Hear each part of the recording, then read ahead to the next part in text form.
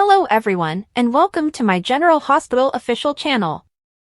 I hope everyone is having a wonderful day. Before we begin, please hit the subscribe button and give this video a thumbs up. When Laura saw Heather and Steven Weber near the hospital elevators, she was taken aback. With much excitement, Heather declared herself free.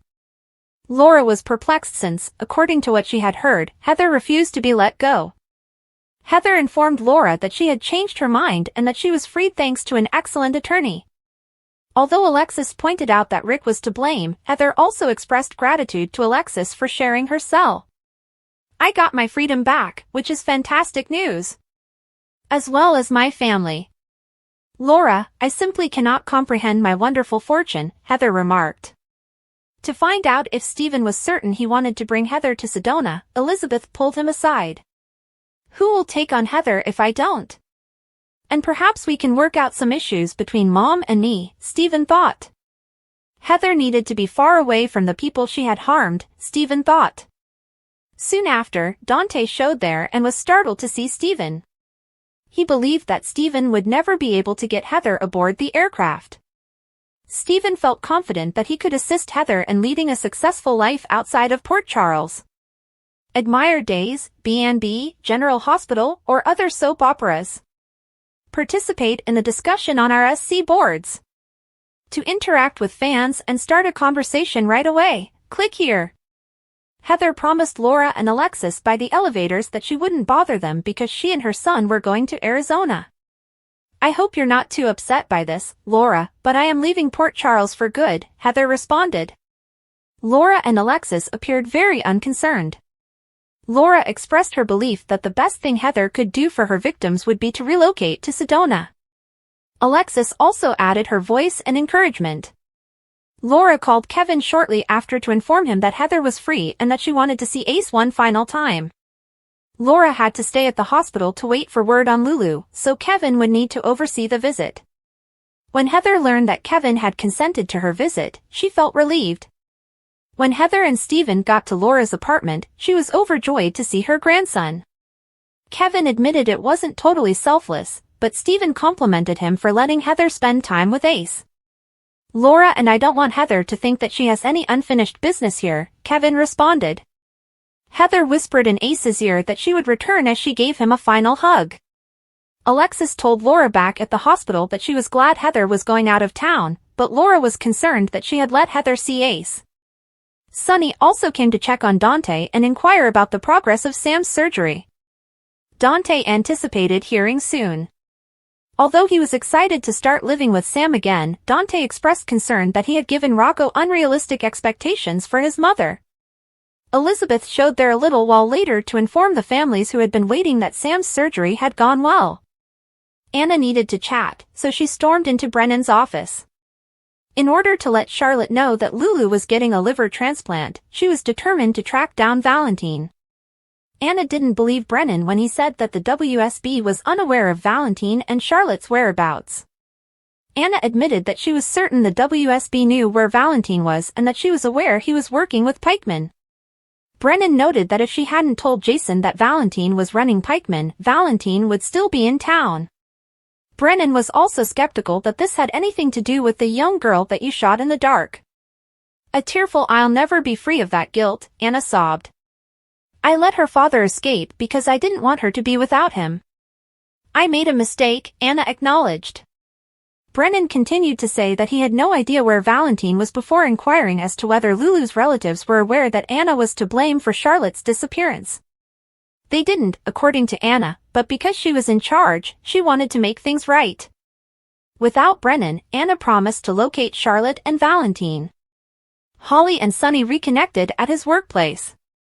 Jason's presence shocked Holly, but she wanted to seal the agreement that had been discussed earlier. Jason wanted to be sure that Sidwell was the rightful owner of the jewels. As Sonny informed Holly that they might not have a deal at all, Holly attempted to sidestep the topic. Holly received her diamond back from Sonny, who also told her that Sidwell was on his way to Port Charles. Sonny listened to Holly's desire to strike a bargain. Jason pointed out that the WSB saved them all, while Holly insisted she had the matter under control in Africa. Sonny didn't want to listen to the arguments.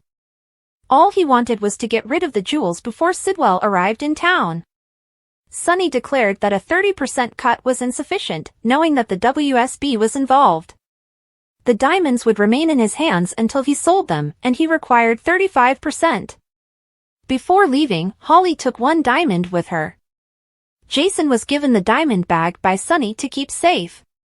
To give Jason an update on Valentine, Anna met him at Pozzolo's.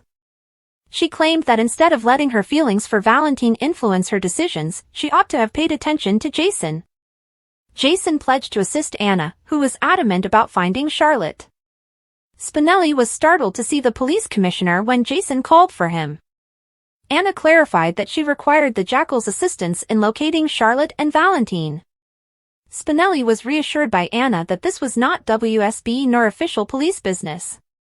Nina gave Drew some news during their meeting at her office. "We have a major problem, one that might cost you the election," he stated. Working-class voters believed a billionaire was disconnected from their needs, according to data Nina had. Nina thought she might have a solution. To show voters a different side of Drew, Nina demanded that he remove his dress and wear something more relaxed. "We're going to go out there, have a couple of beers, and meet the everyman," Nina said.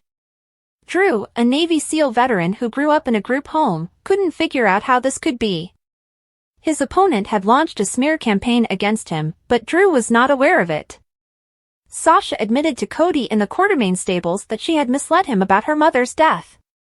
Cody insisted that they could deal with whatever issue existed between them, even if Sasha acknowledged that there was one. Sadly, Sasha informed him that they were not able to be together. A bewildered Sasha revealed to Cody that Robert was her father since he was curious about the true situation. Sasha gave Cody the results of the DNA test, which demonstrated their first cousinship, because he didn't trust her. Sasha disagreed with Cody's assertion that Holly had to have manipulated the test. It was conducted in a WSB lab, after all.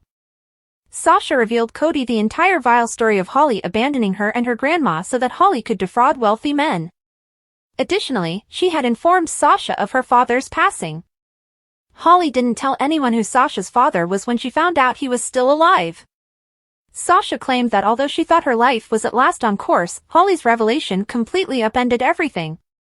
Holly informed Sasha that she was the only mother she had while they were at the Quartermaine stables. Although she didn't want Holly around, Holly admitted that Sasha needed her. Holly wasn't present when her kid and Brando passed away, Sasha pointed out bitterly. According to Holly, she found out about Brando and Liam after the fact. Holly clarified that she was attempting to honor Sasha's desire to avoid her. A furious Sasha snapped. "When did you ever give a damn about what I wanted? Simply acknowledge that you didn't want to be bothered and stayed away." Gladys had her imprisoned in an asylum, Sasha added. Then, she needed some maternal affection. When Sasha cried out, "This is too little too late," she described how Cody committed suicide in order to save her. Holly explained that although she wished they could stay together, it was not possible and that she was thankful that Sasha had Cody. Holly said she was sorry she wasn't a better mother. According to Sasha, she attempted to start a life for herself when her grandma passed away, but it kept failing. Holly never revealed her father's identity to her until after she had fallen in love with Cody, leaving her life in ruins. Admire Days, B&B, General Hospital, or other soap operas. Participate in the discussion on our SC boards. To interact with fans and start a conversation right away, click here. Holly felt it was okay to inform Sasha that she had just completed the biggest job of my career after she questioned why she couldn't have been a typical mother with a typical job. Unimpressed, Sasha was informed by Holly that she was now in a position to set up my daughter for life. "I don't want any of your money," Sasha informed her mother. When an inebriated Cody revealed that Drew had been making out with your nephew's wife while banging her mom, Drew retaliated with a punch. While Elaine stood in a corner and recorded the entire event, Nina was appalled that her secret was suddenly public knowledge. Soon after, the police hurried in. Drew stated he didn't want to file charges, but Dex took Cody to the police station. Drew purchased a round of drinks for the house and repaired some of the damage. Cody informed Dex that Drew deserved what he received once they were in the questioning room. Soon after, Mac came to discuss Sasha with his son. Cody acknowledged that he'd always knew that meeting someone like Sasha was too wonderful to be true and that he was worried about making a mistake. With Sasha, Cody acknowledged, "I was a better guy." Mac expressed regret at Cody's departure when he informed him that he intended to leave town. According to Cody, it was too difficult to be with Sasha without being able to be with her. He didn't particularly want to leave Port Charles. Even distance wouldn't make things any easier, Mac informed his kid. "You are not a better man because of Sasha. You did the work, Cody, even though she might have been the cause. It would be very unfortunate if you gave up right now," Mac remarked. At last, Mac persuaded Cody to remain in Port Charles. Sasha, on the other hand, ended up getting a vodka on the rocks at the Brown Dog. Wiley was getting ready to show Michael his Halloween costume at the gatehouse, but Michael kept his hands over his eyes.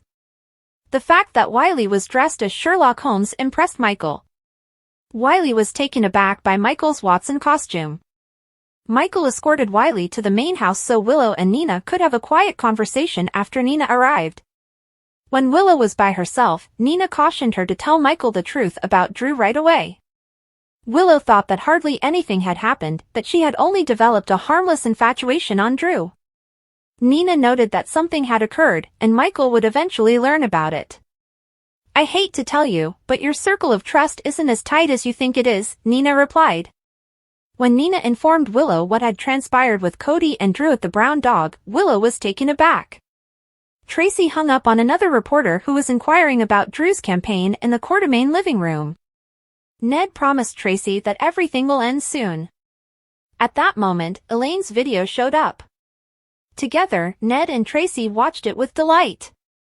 Ned explained that he had a detective follow Drew because he had heard from an unusual but credible source that Drew was up to no good with Willow. Ned didn't want to draw unfavorable attention to the family. He just intended to use the video to get Drew to sign his shares of ELQ. Tracy recommended that Ned tell Michael everything in order to finally get rid of Drew. Ned also considered using the footage as leverage in the event that Drew prevailed. "I could have a congressman under my thumb," Ned replied. When Drew eventually got home, Tracy was smirking and standing in front of him. Ned wanted to talk, but Drew stated that he wanted to go to bed after breaking up a brawl at the Brown Dog. Before playing the film for Drew, Ned declared, "You, from now on, are going to do exactly as we say." Drew was ordered by Ned and Tracy to appoint Ned as CEO tomorrow. "You get elected, Willow continues to be Michael's dutiful wife, and Michael is none the wiser," Tracy added with a smile.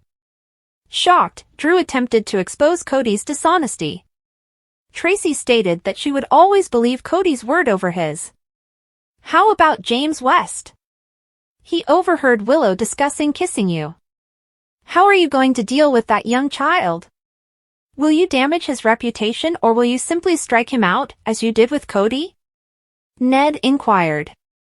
Drew attempted to tell Michael the truth when he arrived, but Willow and Nina entered first. Despite Willow's best efforts, Drew was unable to stop chatting. "I kissed your wife on the 4th of July last year. It wasn't what we intended. It simply did," Drew remarked. Willow rushed to Michael's aid, telling him it meant nothing, but heartbroken as Nina embraced Willow, Michael slipped away in silence. Lucky came to the hospital to see how Lulu was doing while Elizabeth, Laura, and Aiden awaited word. Laura promptly gave Lucky an update after he inquired about any fresh information regarding Sam and Lulu. Lucky would wait with Laura, so Aiden and Elizabeth made the decision to go home. Lucky told Laura that he had been navigating the bureaucratic process all day in order to get an emergency passport. Lucky didn't respond when Laura inquired if he intended to use it. There was so much about Lucky's life that Laura didn't even know, she thought. Lucky described how he got to know Isaiah and how they grew close while assisting Africans. Lucky acknowledged that Isaiah was brave when Laura named him so, yet he was constantly running. Laura held herself responsible for Lucky's nomadic behavior. She and Luke, after all, spent the first 11 years of Lucky's existence on the run. "That instinct is in you because of the way your father and I raised you," Laura replied. Laura ignored his flaws as Lucky persisted in pointing them out, reminding Lucky that everyone was glad he was present. Lucky, informed Laura, home is where you are, no matter where I go in the world. Isaiah showed up with an update on Lulu when Elizabeth came back wearing her street clothes instead of her scrubs. After the successful surgery, Isaiah felt hopeful about Lulu's future. Dante was sitting by Sam's bedside when she woke up from her surgery. She started by inquiring about Lulu's health. Thanks for watching. If you like this video, so please don't forget to subscribe my channel and don't miss any update.